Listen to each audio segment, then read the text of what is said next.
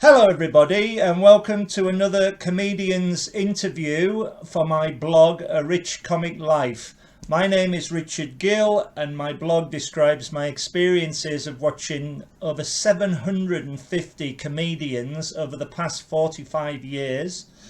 And I'm delighted today to welcome my guest, Mr. Ian Smith. Yes! Hello! Hello, how are you? I started clapping then and I didn't really know why, but it's just so contagious. You're very kind. How are you? You all right? Yeah, not too bad. Good man. Well, thank you so much for your time, and we're gonna talk about your career, and I'd like to go right back to the start and kick off with how did you become a stand-up comedian? So I suppose it's. I guess I must have been interested in comedy, but I think it probably was watching Phoenix Nights and Peter Kay's first stand-up DVD.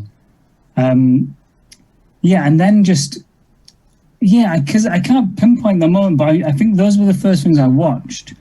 And me and two friends started a sketch group when we were 14. Right. Like I love drama, and we're in like a little drama thing after school. Yeah. So we put on a couple of sketch shows at our local theatre, this little 80-seater theatre. Right. We were called Best Before Yesterday. Right. And so we did a couple of shows, and then I really loved it. And when it come to university sort of time and everyone going their separate way, really, I just thought, well, I love doing this, so I'm going to have to do it as an individual rather than as sketch. That's brilliant. That's so good. I just sort of forced myself to think, well, I'm going to have to do stand-up then. Right. But that was it, I think. Wow, because I mean, something like Phoenix Nights, it was so iconic when it first came on TV. I mean, I'm like you. I would put Peter Kay up there with Eric Morecambe, Tommy Cooper, Les Dawson. There's something more to his act. There's another level that he is just so natural, and it draws an audience in. So because he started off writing a sitcom, and then nobody knew he was a stand-up comedian, and so when he did the comedy act, it was extraordinary. I first saw him on a bill of 5 acts before he was famous, and Peter Kay in Manchester, and he was 4th on the bill, and I laughed so hard I missed the 5th act. Really? I'm still laughing at him. And I said to my friend, I said, he's going to be a star. But it is, and it's wonderful because the reason why I love your stand-up routine is your originality. You never know what you're going to get next with you, which I love in a comedian. And Peter Kay is very much like that. He can take a subject and just fly with it, you know. And you're I think you're very much like that. Can you describe your first gig? What year was it? Where was it? What was it like? So I'd have to work out what year it was, but I know I think I just turned 17. Right. Because I did like a couple of gigs before I went to uni, and during uni I gigged like every now and then. But I know that I just turned 17, and it was at a place called the Other Side Comedy Club in York. Right. That Dan Atkinson used to compare. Yeah. And it doesn't exist anymore. I think it's still comedy there, but it was the perfect comedy venue. It was like a low ceiling basement sort of place. My mum and dad sort of said you can't gig there until you've gone to see a show there, so that I knew what I was getting myself in for. Yeah. So we went to see a show there just before the smoking ban. So it was just like a smoke machine, just fog. So when I got the gig, I sort of did something that I still maybe do a bit now of writing to the deadline. But I remember in the car, my mum and dad giving me a lift there, and I didn't know what I was going to say, and I was panicking and sort of thinking, like, you're an idiot. Why have you? It's 10 minutes, and you've got a couple of ideas. That's a long time. 10 minutes. Yeah. And in London, if you start in London, there's all sorts of gigs where you're doing a minute or gong shows, and up north is kind of lucky enough that, like, I was on with Nick Doody and Silky and Dan Atkinson, and I was doing the open spot. Yeah. So you're in at the deep end where there's not going to be another 3 people also kind of floundering around. But yeah, so I had like one idea that I hadn't scripted out, and I did that at the top, and it went okay. And then I looked at my watch, I had 5 minutes left, so I just improvised. Wow. And that went better than the material.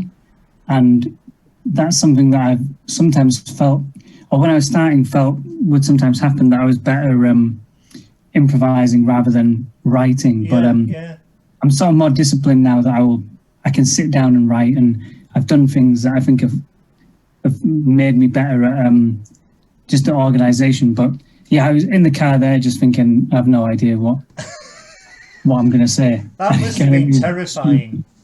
Oh yeah. Yeah, but I remember Silky saying to me, he was really nice because he could see I was probably terrified, and he was quite good at sort of, I remember him saying, like, no one cares, basically. Like, there's millions of people in the world, there's like 100 people in this room, but they've got all of the stuff going on. Yeah. There's crazy stuff going on in the world, and you're going to go up for 10 minutes and try and make them laugh, and it just doesn't matter. It doesn't matter if it goes well or not. It's your first gig. There's just no pressure at all. I think it was very nice. I always the reason why I write the blog is that I always say to folk it's an enthuse this, because I'm a member of the audience. I'm not a reviewer or a diarist or a critique or anything like that. I have so much praise for I call them brave heroes who can actually get up and do it. And I think your first ever gig, the reason why I asked you a question is that it must be such a relief to have done your first gig, and then you can build from there. Yeah, I mean, I can't really remember what I thought about it. I think it was just relief, because I think the first one goes badly when you don't drive and you're up north. Then you can't, like, I don't think I gigged again for another 2 or 3 months. Right. Just because I was still in college. Right. And I couldn't drive. I couldn't. There was no local gigs. Right. And that was another very good bit of advice I remember. I think Jeff Norcott, like, on my like 3rd or 4th gig, because I'd had my first 3 maybe went pretty well, and I was quite pleased, and then the 4th one was my first kind of death, really. Right. And Jeff Norcott just said, like, you should book in 4 gigs, like, never have, like, when you're starting out, never have just 1 gig, because if you do have a tough gig, then you might kind of think, oh, I don't know if I should do this again, but you should just book them in and keep going, get it done, sort of thing. I think as well, is every gig is an experience, whether it goes good or bad. And I think all the great comedians have to go through bad gigs to learn from them.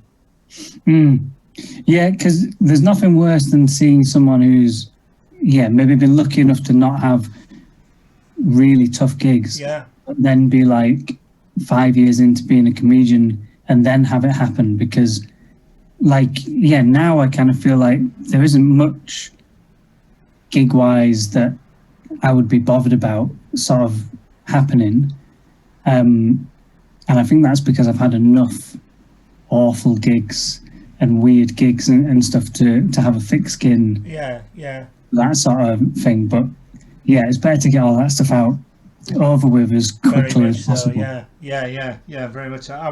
I was going to go on to today, what's been your best and worst gig, Have you had any specific memories of good or bad shows?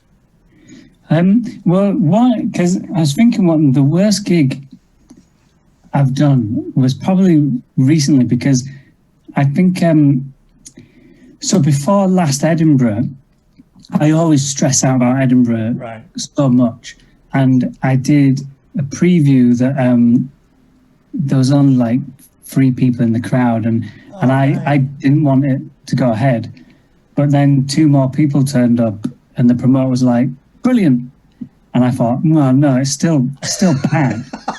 Like 5 people isn't, Yeah. and these 2 people were quite drunk as well. Oh God, yeah. So I was doing my preview, and I was trying to get through material, but these people were kind of chipping in with questions or kind of shouting out their own punchlines and stopping every joke. And I was being quite nice about it and trying to involve them a bit. But then it was getting to maybe the 8th, 9th time that happened, and I was saying, we've got to stop doing this.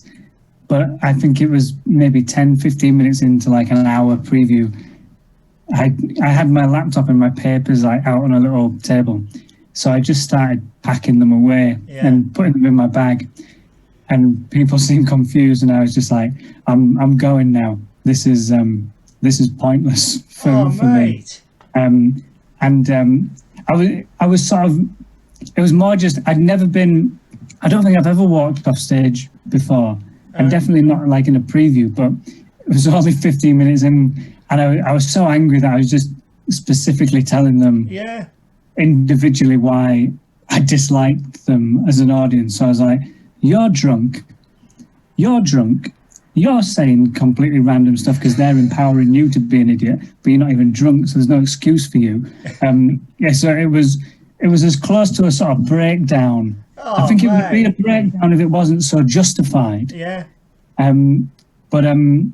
So just because it happened so recently, it sticks in my mind not necessarily my fault. I think just such a pointless exercise, really. Well, my view of that would be, we're not here to hear them, we're here to see you.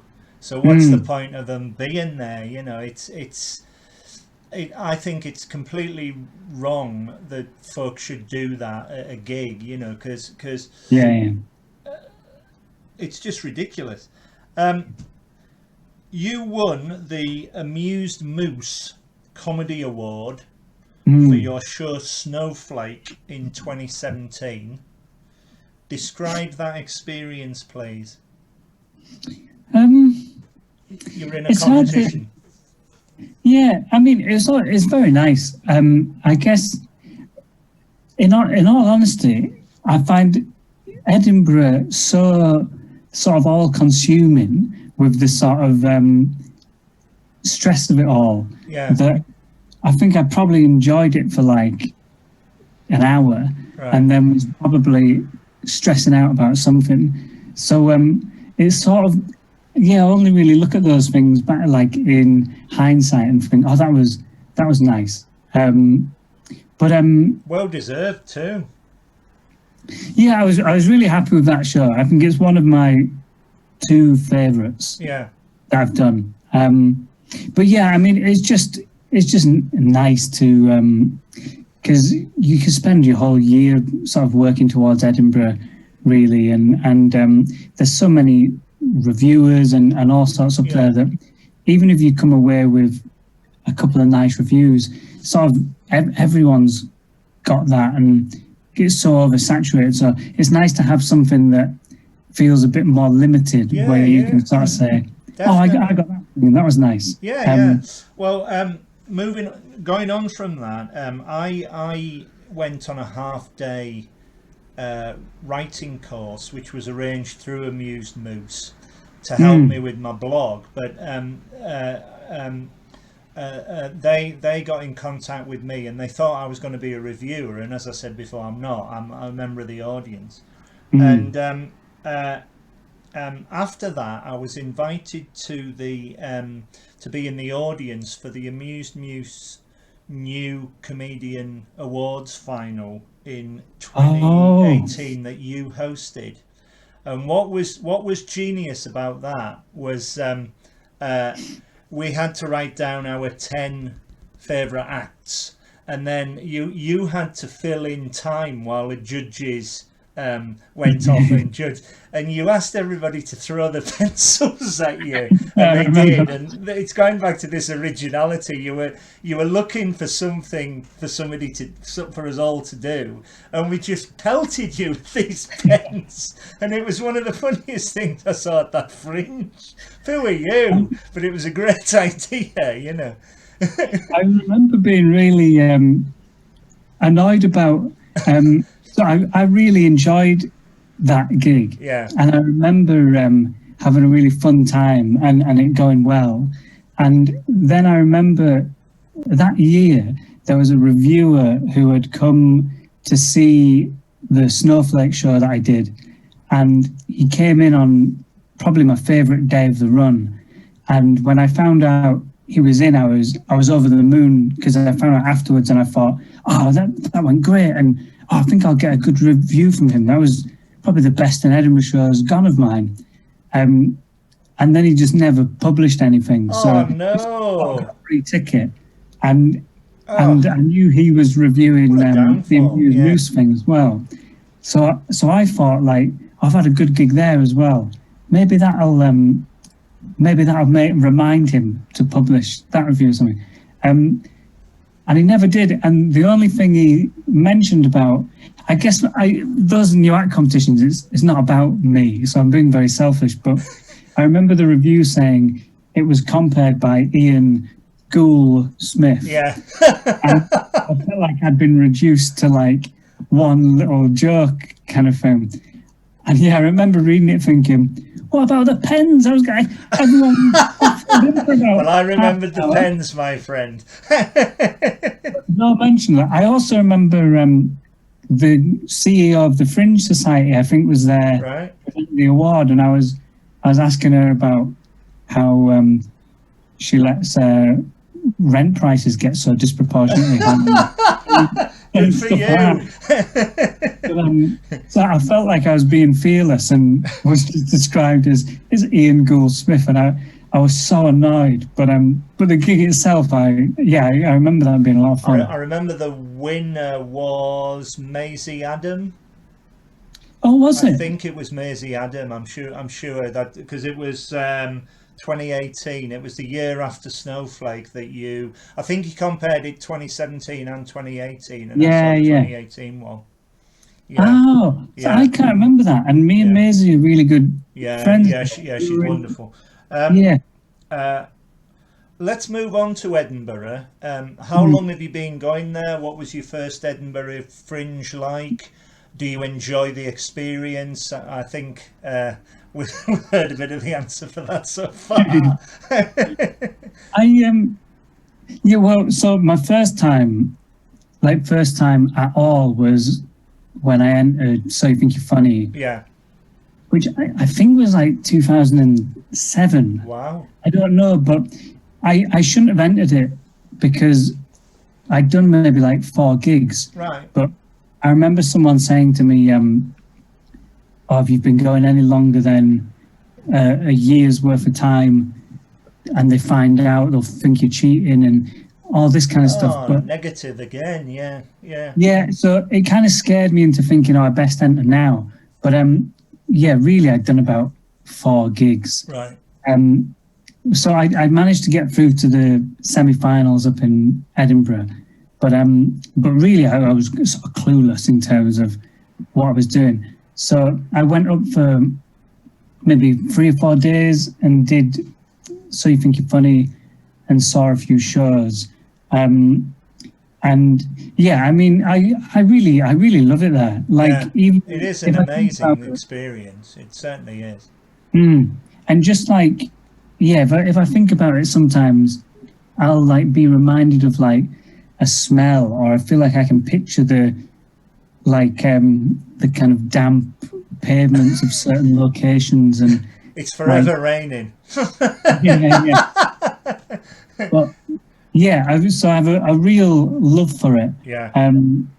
I think, yeah, the thing that is that I find stressful about it is that there seems to it's just an increasing kind of pressure point for comedians where it's I don't think it's the case as much now, but a lot of people still see it as like a make or break part of your career, and an increasingly competitive environment. So there's more and more pressure of the show's got to be this and it's got to be this good. So you kind of spend your whole year working on it, or working towards it. And I think if you spend your whole year working towards anything and it's anything less than perfect, it's a disappointment sort of thing. But yeah, I mean, I think our shows are just my favorite thing. Like, just when someone can do, because I like seeing it when people don't have themes and stuff like that. But when people do a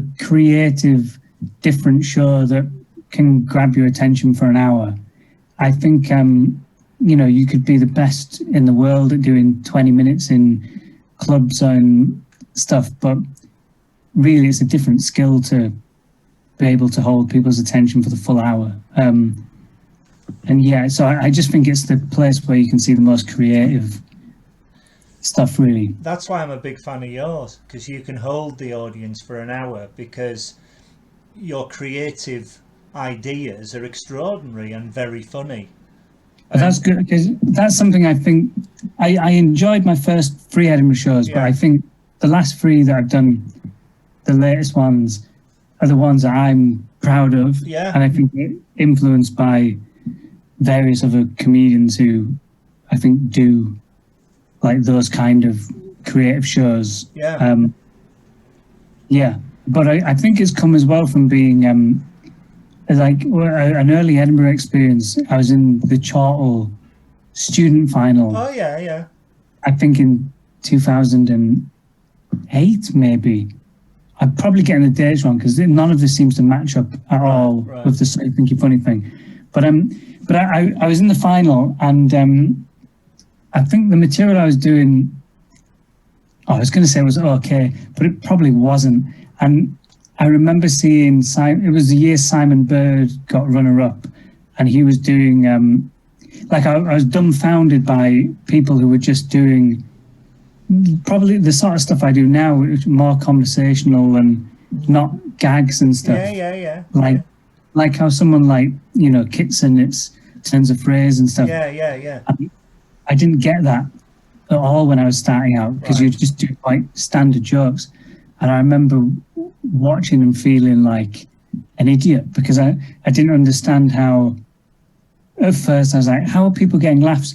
There's no jokes here at all. It's just like kind of character and turn of phrase and stuff. So I remember it being a really like chastising experience, but that made me a better comedian, because it made me think, I've got to work out how to do the sort of stuff I find funny and not like these sort of gags and stuff which I don't really care about. Exactly. And again, it's all experience, and it makes you a better comic to try and use different delivery methods and all the rest of it, so it's all good experience for you. My holidays are in Edinburgh. I'm sure you know. I go. My home city is Carlisle. I'm doing the interview from London today. I live and work in London, but my hometown's Carlisle, home city, and I go back up quite a bit there. And so, of course, Edinburgh is only an hour away. And every summer I go there. I go to the Fringe for a week. I'm very lucky, and I see about 50 shows. So by the time I come back, I need a holiday. It's the most incredible thing. Yeah. It really is. The first one I went to was 2005, and I've been going ever since. Do you remember? I know I'm sort of throwing questions at you now, but do you remember from that first year a show that you saw that blew you away? I saw Jo Brand, who I'd never seen before, and she was amazing. I saw Bill Bailey and Alan Davis star in The Odd Couple, and I love Neil Simon plays. And Bill Bailey was Oscar, and Alan Davis was Felix. Who else was on? Natalie Haynes, I saw. She was very good. Jason Manford, I saw. He was fantastic. But they Yeah, were yeah, all what I love about it all, in your particular case in point, is there's a mixture of established comedians or new comedians, and I love to watch the new ones develop.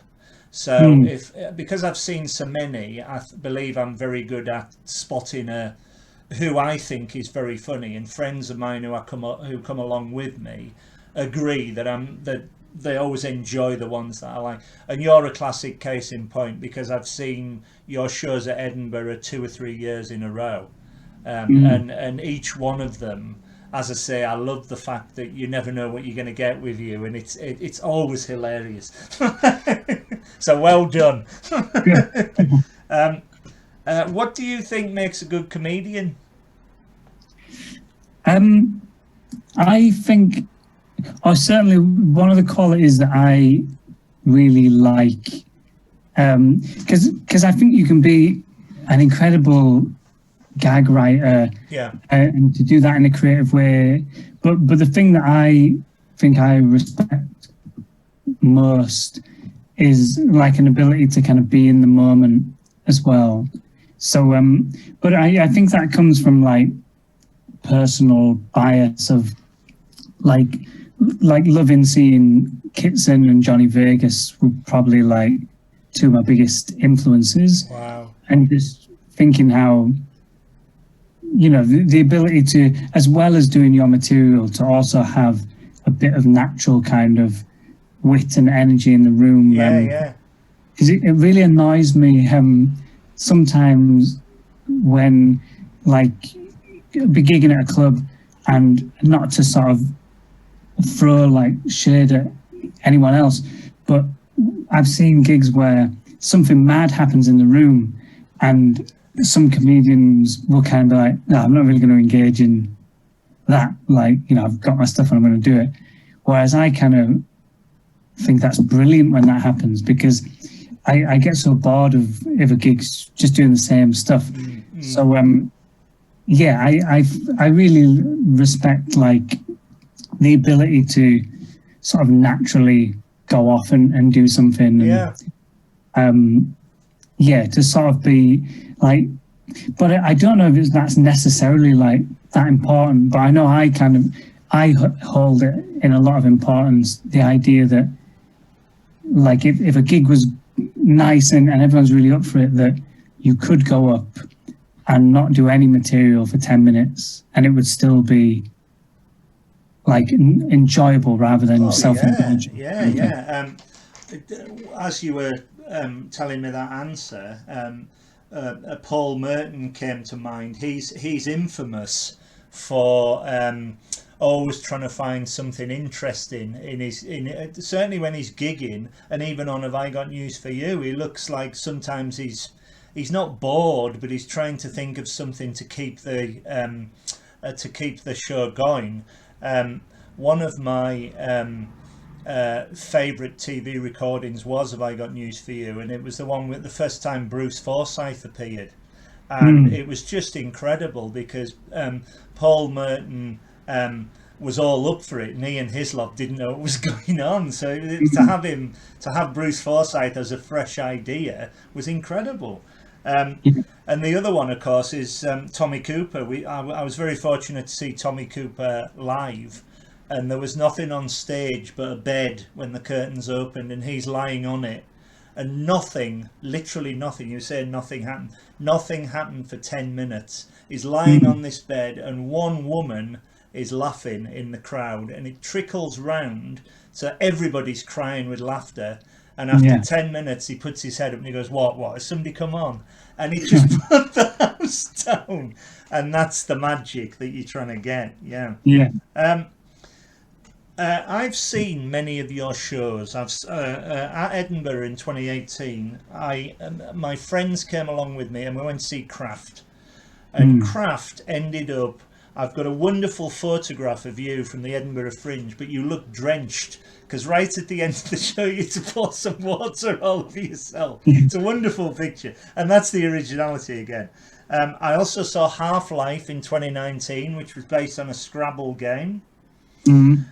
Describe your writing process and how would you approach to writing a show? So I think the last show was, I still sort of found it very stressful, but was probably the best I'd written a show in terms of the organization of it, because really, if I was being honest, I would say that my shows have got better every year. Yeah, I think they have. But the stress of putting them together is borderline torturous. I think, but it's because I get so stressed about Edinburgh, because I want it to be as good as it can. Yeah. But so what I aim to do, if I was putting together a show, and what kind of worked out well with the last one is that if I can by December because you kind of put in all your information and venues around December, January, if I can have an idea of what I want the show to be about in terms of a theme and maybe an incident in my life, then I feel like that's a basis for something.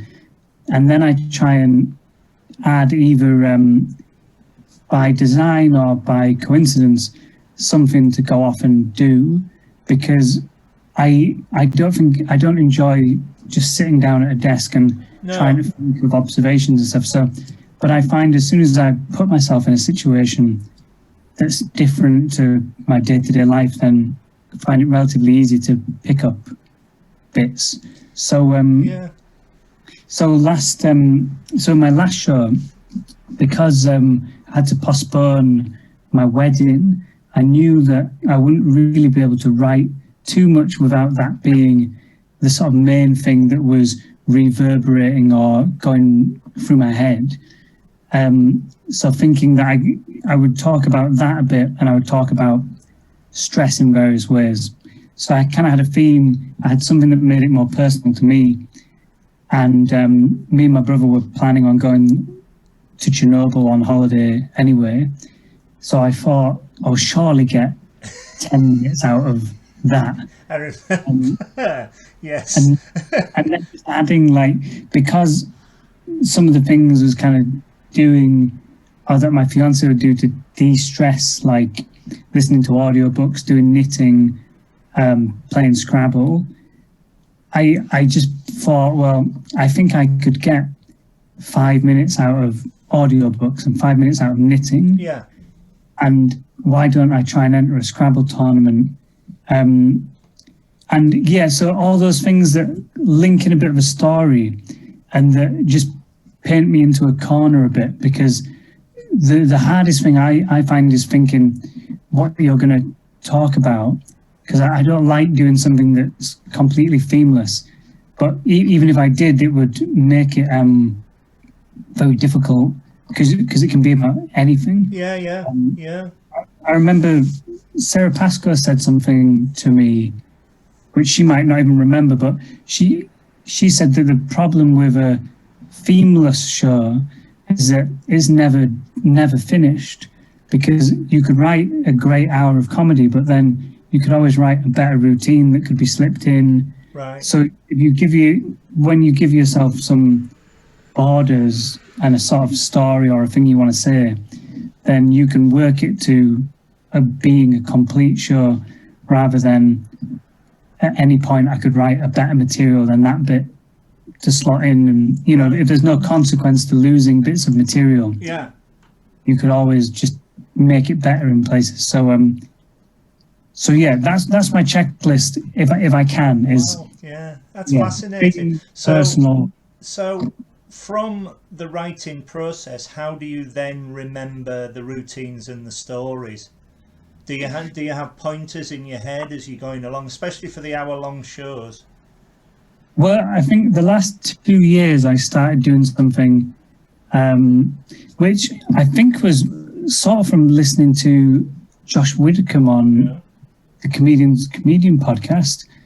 But basically, because I write to the deadline, and in the middle of July, I'll be having a go at myself and saying, why haven't I written more? And it's not ready yet, and you're an idiot, and all this kind of stuff. So the show is ready, like when I'm going on the train to Edinburgh. So I don't concern myself with learning it. I just need to get it written and ready. Yeah. But I think you can learn a show in like a day or two. Yeah. Just by. So I would do like a sort of almost demented run through of the show, and I would do it before every single show up until the last week. And I would basically, for the 2 days before the run starts, I would really quickly sort of go like, you come on stage, you say this, then you do that bit of material, then what comes next is that, then you do that. And if I forget something, I kind of like do this thing with my hand where I'm like, you must remember this, but you must remember. And then when I remember, then it's the knitting story. Do not forget the knitting story. The knitting story comes after this. Then that. And I run through the whole show like that, which takes about 5 minutes. Yeah. And it gets less and less. But I sort of go through the order as quickly as I can, repeatedly for 2 days. Wow. That is incredible. That's amazing that you have to keep going. You keep going, but it does get less and less, as you say. Yeah. And I think it's like a bit of a ritual, or becomes a bit OCD sort of thing, because I don't think I would need that after a week. But if you've got a reviewer in or get judges for the awards and stuff, I know I would beat myself up if I forgot a bit of the show. Yeah. And that's, I think, what Josh said is it takes a little bit of your time to go through your show, and that whenever he's done that, he's had a better show because of it. So it kind of feels a bit like laziness if you don't do it. So you have to be prepared. What's the old saying? Fail to prepare to fail. Yeah. Fascinating. You've appeared as an actor on TV and on radio as a guest on the Now Show and the News Quiz, which I heard, and you were superb. Tell me more about your experiences of comedy on TV when as opposed to live stand-up. Are there any restrictions? Can you say what you want? How does the process work? Well, I guess to be fair, I haven't done a lot of stand-up on TV in like the UK, maybe more so with radio.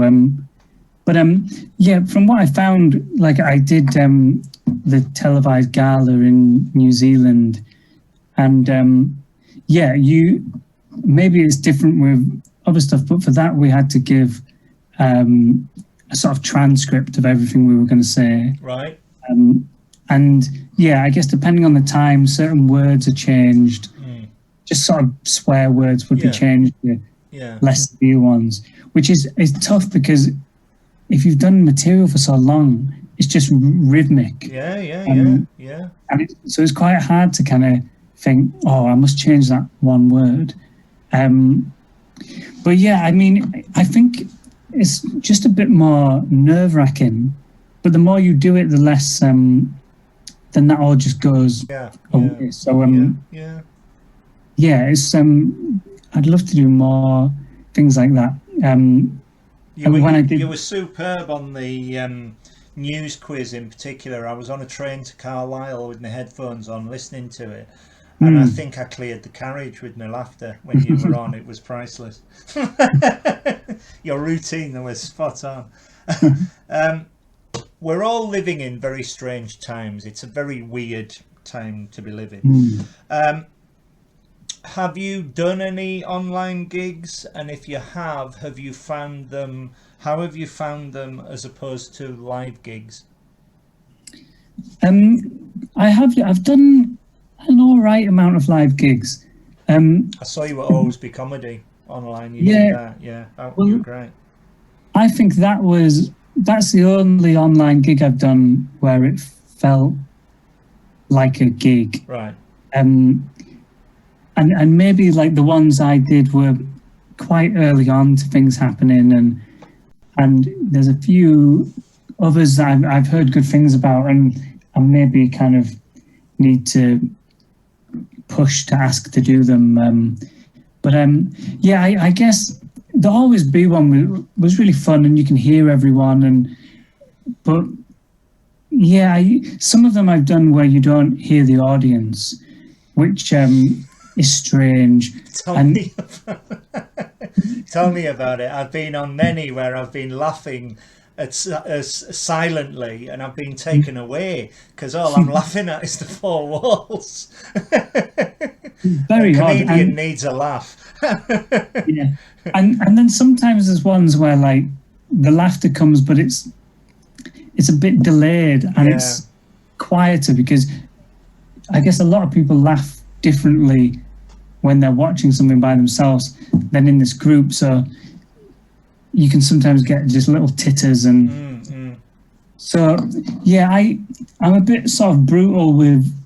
I sort of have no interest in doing any of my old material at an online gig unless it's as nice as the Always Be one was, because I've done that material and I know it goes well. So there's nothing worse than just doing that and then hearing nothing. It's nowhere near the same as. But so I don't mind them, but yeah, I must admit I wouldn't sort of. I'm not clamoring to do them really. No. I always say, I mean, online comedy and the blog and everything has got me through lockdown. It's getting me through lockdown. If it wasn't there, I don't know what I'd do. But it is a very good. It's a very, very, very good substitute. But you can't beat live. The sooner we're all back to going out on a Saturday night and seeing the likes of you at a comedy gig, the better it is, because you can't beat it. For me, anyway, that's why I write the blog, and I hope all my passion comes through. Who are your favourite comedians, past and present? I think really talking about like present, I think Acaster is superb. Just like the top of the game at the minute. Yeah, and yeah, just in terms of how he's. I mean, the amount he turns over, material-wise. I always loved his Edinburgh shows, but in particular his last show, where because I loved his kind of persona in his sort of more made-up shows. But when I've seen him recently, he's much more. He's still like got this kind of oddness to him and a character to him, but he's more energetic and seems a bit more himself. And there's loads of stuff that it hasn't like made it into that show that I've seen at gigs, which a lot of comedians would kill to have editing out of a show. Like and I just think the work rate, and again, is someone who is, if he wanted, could go up and improvise and be. He is amazing. I watched his Hate Lasagna 1999. Oh, the Cold Lasagna, Hate Myself was online. A great title.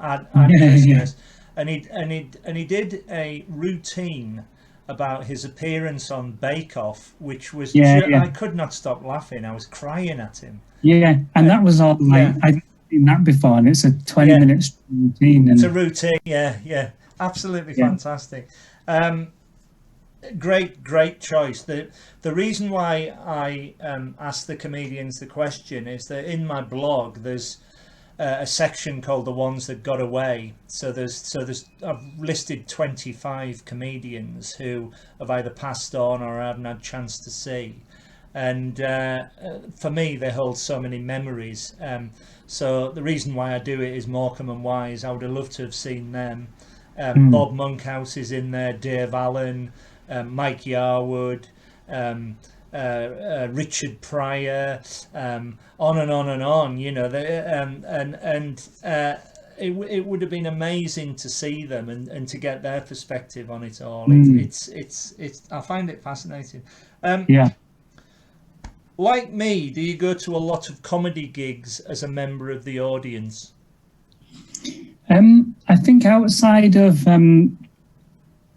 so in Edinburgh, yeah. Well, come to think of it, no, just gigs. Like I would go and see solo shows, but I haven't been to like a comedy club. No. To see a lineup. I think in years and years. The last time I did that was when, like, I had a gig cancelled and would go to see a friend who's performing. But yeah, just solo shows. So I think the main places I go will be like in Edinburgh and then in Soho Theatre to see Edinburgh shows I couldn't catch. And there's about 2 or 3 on a night at the Soho Theatre. It's a really good idea because you've got the bar as well, where you can congregate afterwards, and it's a brilliant idea. It's been going for years. Yeah. I had I saw Lazy Susan at Soho Theatre, and I saw them in the upstairs room there. Yeah. And I don't know if they would watch this or listen to this at any point, but had a really embarrassing situation, which I thought was very funny, but also I felt very bad.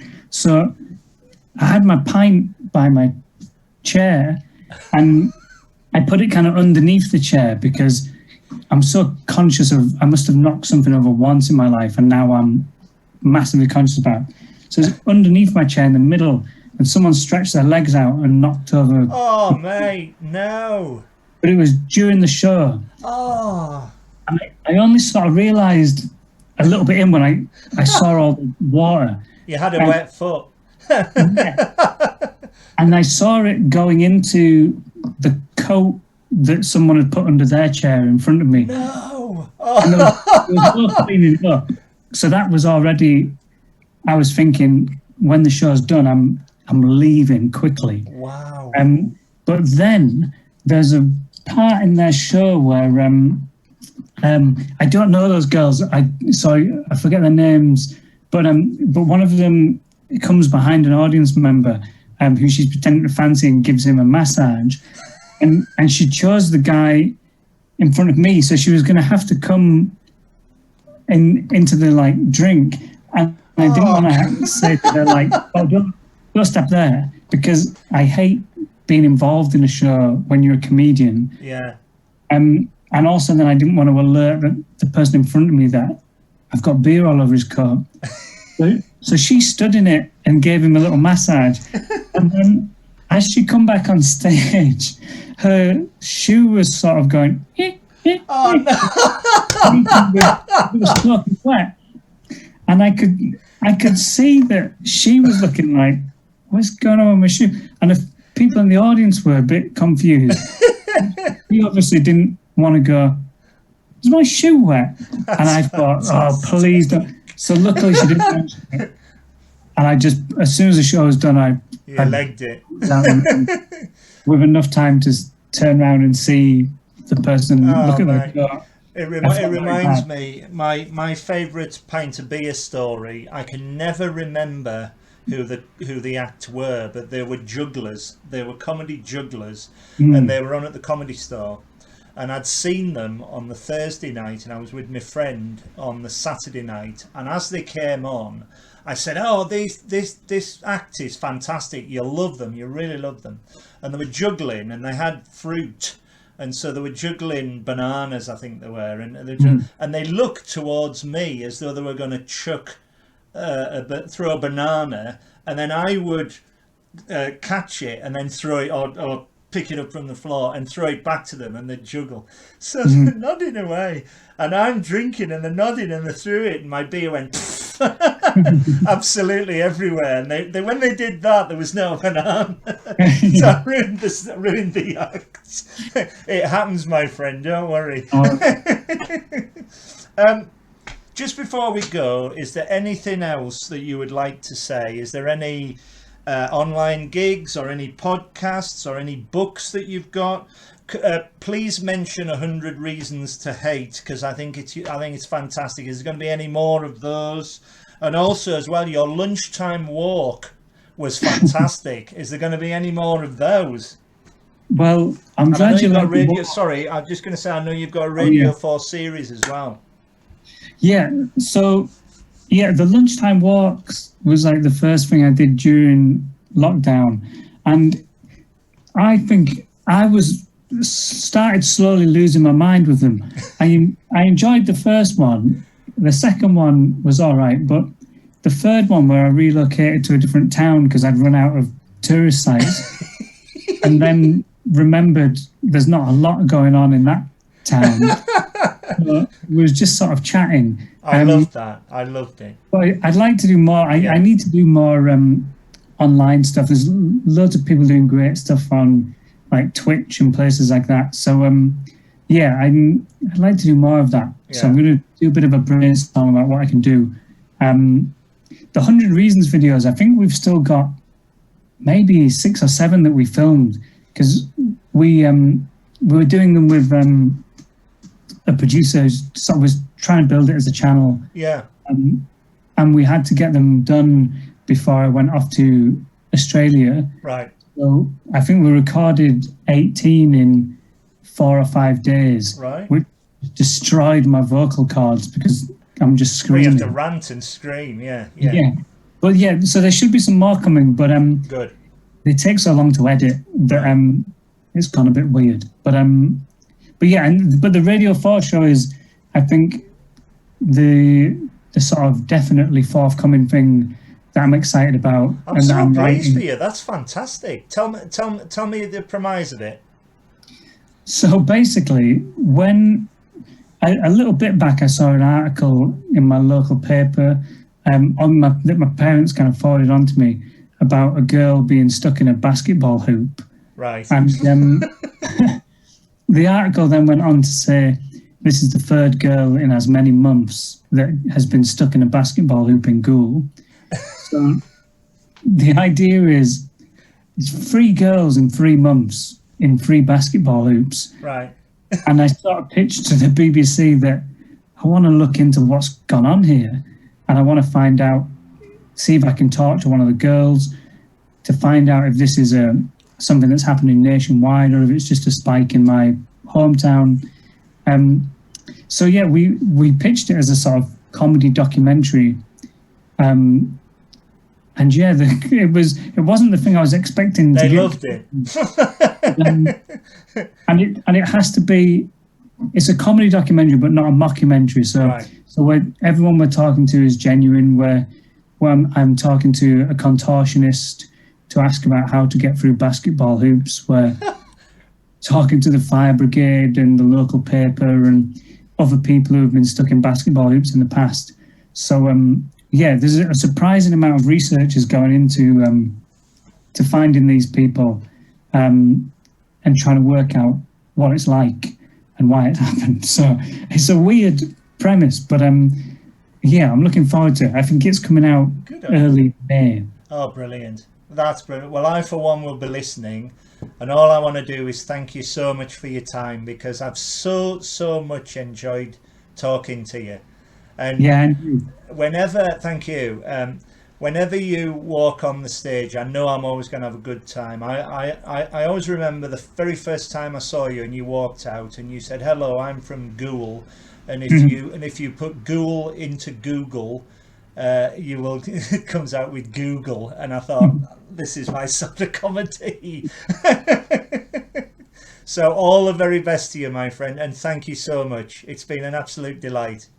Thank you.